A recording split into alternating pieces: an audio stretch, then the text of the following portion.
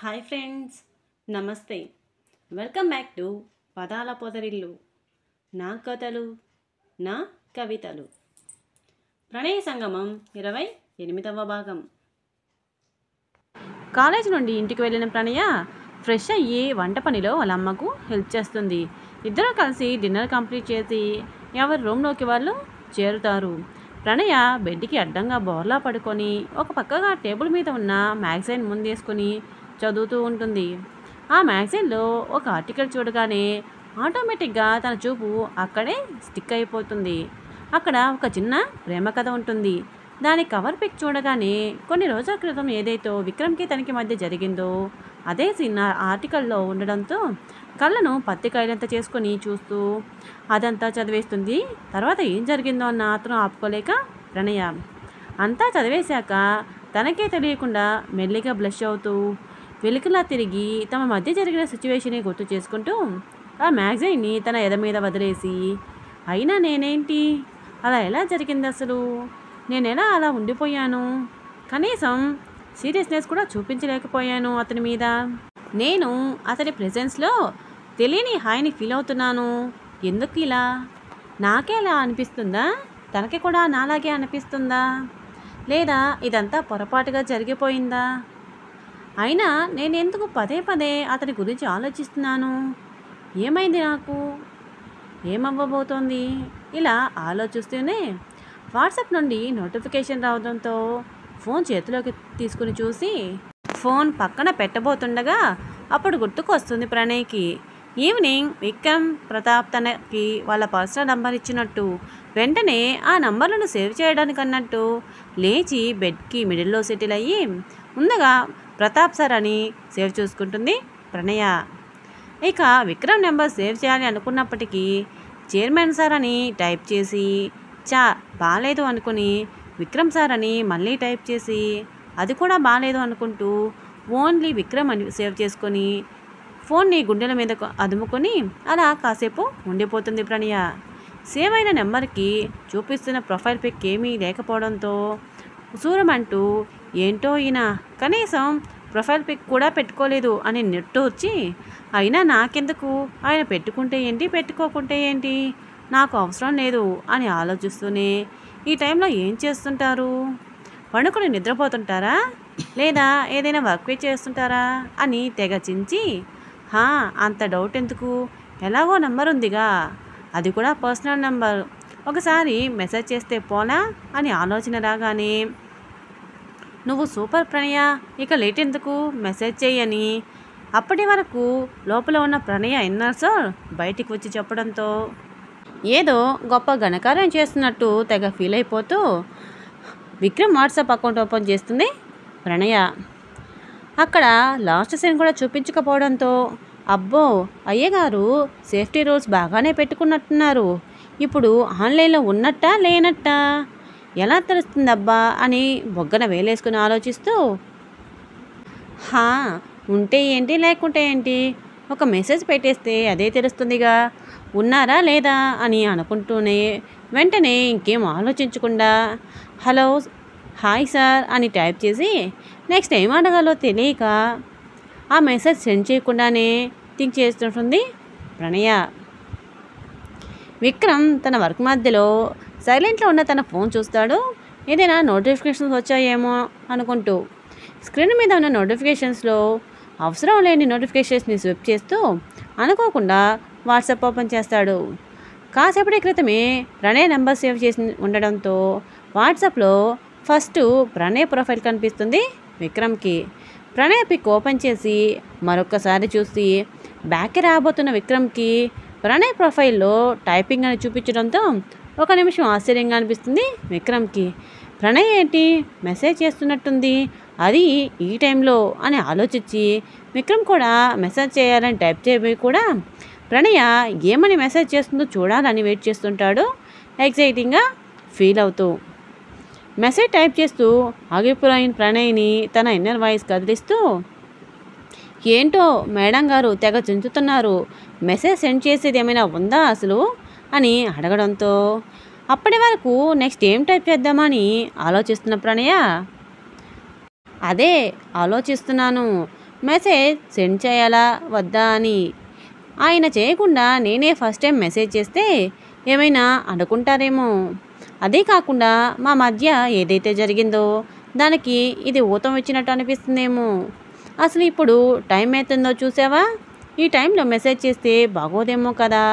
అందుకే అన్నీ ఆలోచించి ఏం చేయాలో అర్థం కాక ఇలా ఇంకా తింకుతూనే ఉన్నాను అని ప్రణయ్ చెప్పేసరికి, అమ్మో ఇది ఇంత గుడ్ గర్ల్ ఎప్పుడైపోయింది నాకు తెలియకుండానే అని ఆశ్చర్యపోతూ, ప్రణయ నువ్వేనా ఇలా మాట్లాడుతుండేది?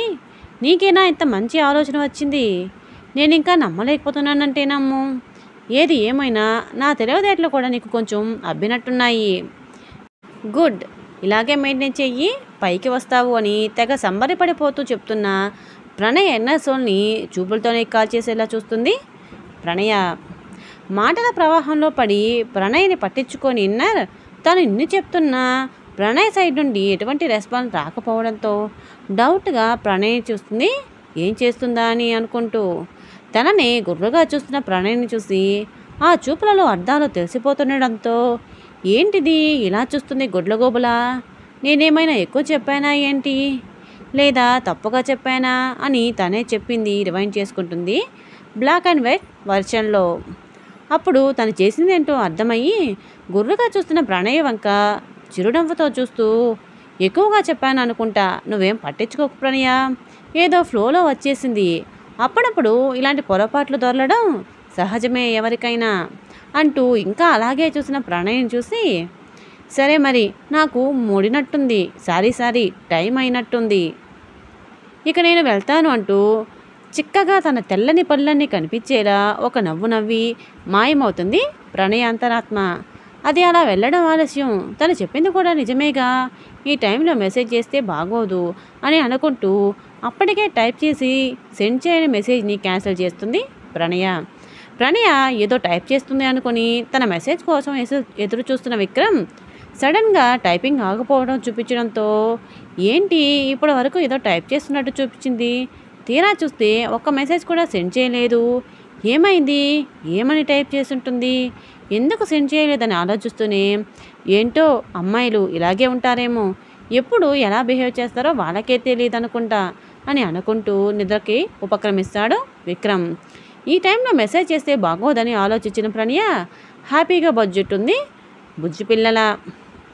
వీళ్ళిద్దరూ ఇలా ఉంటే అక్కడ సుగుణ ఆలోచన ప్రవాహంలో కొట్టుకుపోతూ మునగలేక తేలలేక అవస్థలు పడుతుంది. ఇంటికి వచ్చిన సుగుణ నేరుగా రూమ్కి వెళ్ళిపోయి చల్లని నీటితో ఫేస్ వాష్ చేసుకొని అలా బెడ్ మీద వాలిపోయింది. అప్పుడే అక్కడికి వచ్చిన సుగుణ అమ్మగారు, ఏమైంది సుగుణ, ఈ మధ్య అదోలా ఉంటున్నావు, సరిగా తినడం లేదు, తాగడం లేదు, సరిగా నిద్ర కూడా పోతున్నట్టు అనిపించడం లేదు, ఏమైంది అసలు, ఏదైనా ప్రాబ్లమా అని ప్రేమగా అడుగుతారు.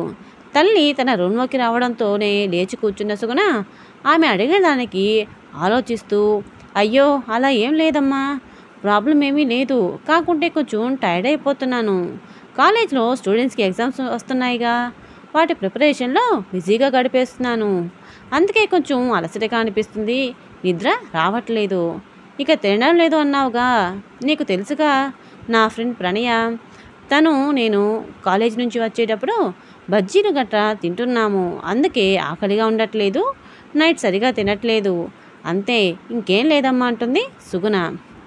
ఎవరు ఒకప్పుడు మన పక్కింట్లో ఉండేవాళ్ళు, పేరు ఏదో గుర్తు రావట్లేదు అని ఆలోచిస్తూ, సుధా ఏదో కదా వాళ్ళ అమ్మగారి పేరు అని చెప్పగానే, అవునమ్మా వాళ్ళే, ఇప్పుడు తను కూడా నేను జాబ్ చేస్తున్న కాలేజీలోనే తను చేస్తుంది, నీకు తెలిసిందేగా మేము బెస్ట్ ఫ్రెండ్స్ అని. తెలుసులేవే, ఇప్పుడు ఎక్కడున్నారు వాళ్ళు, మనం అక్కడుండి వచ్చేసాక ఎక్కడికైనా షిఫ్ట్ అయ్యారా? లేదమ్మా వాళ్ళు అక్కడే ఉన్నారు అని చెప్పగానే, సరేరా డిన్నర్ చేద్దు కానీ అంటూ అక్కడ నుండి వెళ్ళిపోతారు ఆవిడ అటు వెళ్ళగానే గుండెల మీద చేతిని వేసుకుని, అమ్మో మా మమ్మీ అన్నీ అబ్జర్వ్ చేస్తుంది అనుకుంటూ కొంచెం ఉంటే కనిపెట్టేసేది, ఎలాగోలా మేనేజ్ చేసేసాను అని తనలో తానే మాట్లాడుకుంటూ తల్లి పోతూ డిన్నర్కి రమ్మన్న విషయం గుర్తు రావడంతో, నేను కానీ లేట్ చేసినా వెళ్ళకపోయినా నా పని అంతే అనుకుంటూ ఫోన్కి ఛార్జింగ్ పెట్టేసి డిన్నర్ కంప్లీట్ చేసుకొని రూమ్లోకి వచ్చేస్తుంది సుగుణ. కాసేపు తనకిష్టమైన స్టోరీస్ రీడ్ చేసుకొని బ్లూటూత్లో సాంగ్స్ పెట్టుకొని వాటికి చిన్నగా హమ్ చేస్తూ మధ్యలో ప్రణయ్కి కాల్ చేద్దాం అనుకుంటూ ఫోన్లో సాంగ్స్ ఆఫ్ చేసిన సుగుణకి సేవ్ చేయని 2 నంబర్లు కనిపించేసరికి ఎవరివి నా ఫోన్లోకి ఎలా వచ్చాయి అనుకుంటూ ట్రూ కాలర్లో సెర్చ్ చేస్తుంది. అక్కడ చూపించిన పేర్లను చూసేసరికి అప్పుడు గుర్తుకు వస్తుంది. Evening Vikram sir, Pratap sir వాళ్ళ పర్సనల్ నెంబర్స్ ప్రణయ్కి తనకి ఇచ్చినట్టు. వెంటనే ఆ 2 నెంబర్లని సేవ్ చేసుకొని విక్రమ్ క్యాబిన్లో ఏదైతే జరిగిందో దాన్ని గుర్తు చేసుకోవడానికి ట్రై చేస్తుంది. ప్రతాప్ అతను తెలుసుకున్నది అంతా చెప్పడంతో పాటుగా మధ్యలో ఆ వీడియో తీసిన అబ్బాయికి ఆ అమ్మాయి ఎవరో అనుకుని పొరపడినట్టు ఉన్నాడు.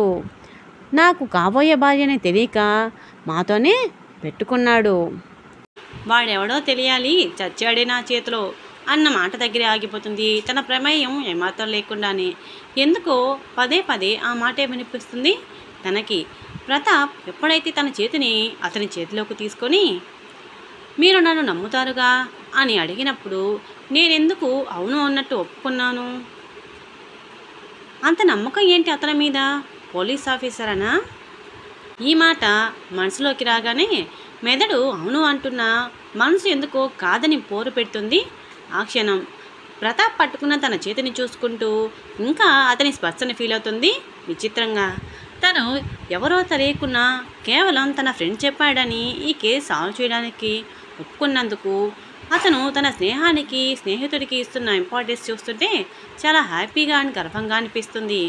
అతను ఎప్పుడైతే తన కళ్ళలోకి కళ్ళు పెట్టి చూశాడో అప్పటి రూపే గుర్తొస్తుంది సుగుణకి.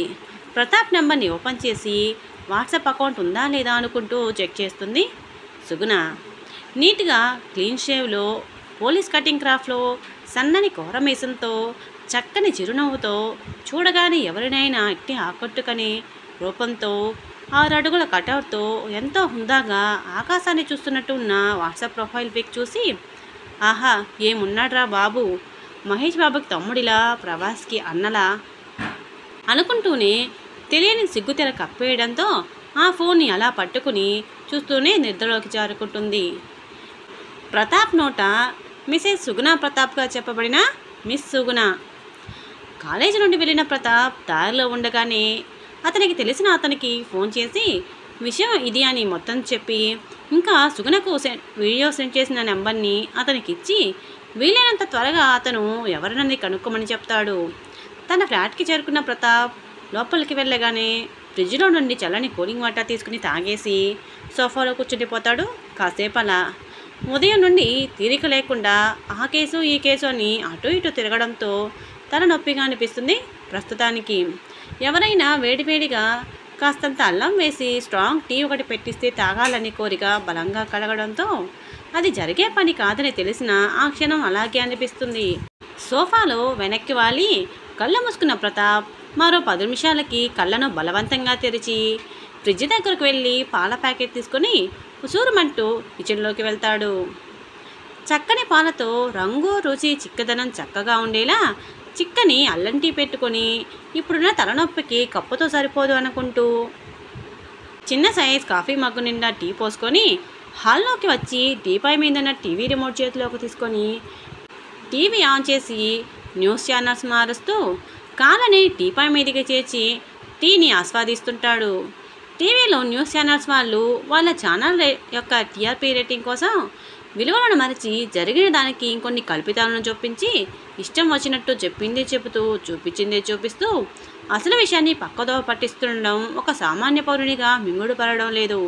అలాంటిది ఒక బాధ్యత గల పోలీస్ ఆఫీసర్గా ఉన్న ప్రతాప్ వాటిని చూసినప్పుడు తనని తాను కంట్రోల్ చేసుకోలేకపోతున్నాడు. విసురుగా టీవీ ఆఫ్ చేసి టీని ఖాళీ చేసే పనిలో పడతాడు. ఖాళీ అయిన మగ్ని సింక్లో వేసి ఫ్రెష్ అవ్వడానికి వాష్రూమ్లోకి వెళ్ళిపోతాడు ప్రతాప్. అతను అలా వెళ్ళగానే హాల్లో టీపై మీద ఉన్న ఫోన్ రింగ్ అవుతుంది. అలా 2 సార్లు రింగ్ అయ్యి కట్ అయిపోతుంది. ఫ్రెష్ అయ్యి వచ్చిన ప్రతాప్ నేరుగా కిచెన్లోకి వెళ్ళి డిన్నర్కి ఫుడ్ ఏం ప్రిపేర్ చేసుకోవాలో చూసుకొని ఎక్కువ చేసే ఓపిక లేక దోశ బట్టర్ తీసి 2 ఎగ్ దోశలు వేసుకొని వేడివేడిగా లాగించేసి బెడ్పై వాలిపోతాడు. హాల్లో ఉన్న ఫోన్ మళ్ళీ మోగడంతో ఈ టైంలో ఎవరు చేస్తున్నారు అనుకుంటూ లేవలేక లేచి రాలేక విసుగ్గా కాళ్ళని ఈడ్చుకుంటూ హాల్లోకి వచ్చి ఫోన్ని చేతిలోకి తీసుకొని ఆన్ చేయగానే స్క్రీన్ మీద కనిపించిన పేరు చూసి పెదాలపై చిరునవ్వు చేరుతుంది. ప్రతాప్కి ఫోన్ చేసింది ఎవరు? సుగుణ ప్రతాప్ని ఇష్టపడుతుందా? ప్రణయ తన ఇష్టాన్ని గుర్తిస్తుందా? ప్రణయ సంగమం కొనసాగుతుంది. ఇదండి ఈరోజు కథ. ఎలా ఉంది? మీకు నచ్చిందా? ఈ కథ మీకు నచ్చినట్టయితే వీడియోని లైక్ చేయండి. అలాగే ఈ కథ మీద మీ అభిప్రాయాన్ని చిన్న కామెంట్ రూపంలో తెలియజేయండి. అలాగే మన పదాల పొదుగుల ఛానల్ని సబ్స్క్రైబ్ చేసుకొని మీ ఫ్రెండ్స్కి షేర్ చేయండి. మరొక ఎపిసోడ్తో మళ్ళీ కలుసుకుందాం. బాయ్.